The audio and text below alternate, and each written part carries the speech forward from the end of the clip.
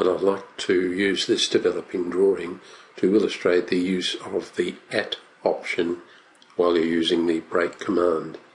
What I want to do here is to mirror this little group here, group of entities, humanoid figures and a couple of symbols, and I want to mirror those across the midpoint of the line between the two trees. And if I pick that line, you can see the only midpoint I've got is here, and that's not in fact the midpoint.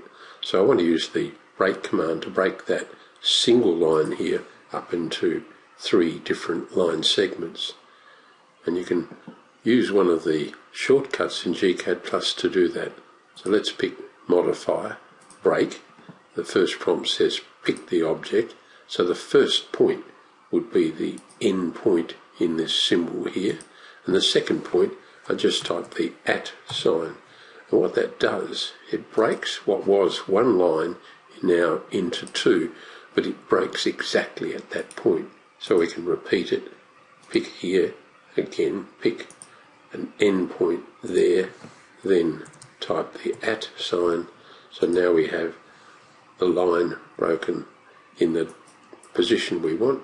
So we can select those, right click, mirror, right click with copy, and then just pick up the midpoint of that line. And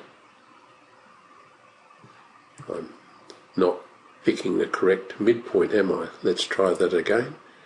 Repeat the mirror, grab these entities, so we've selected them, we hit enter. First point of the mirror line will be that midpoint that we want, and now we move up, not down, and I pick it, and we've done the mirror. So the at option in the break command can cut drafting time.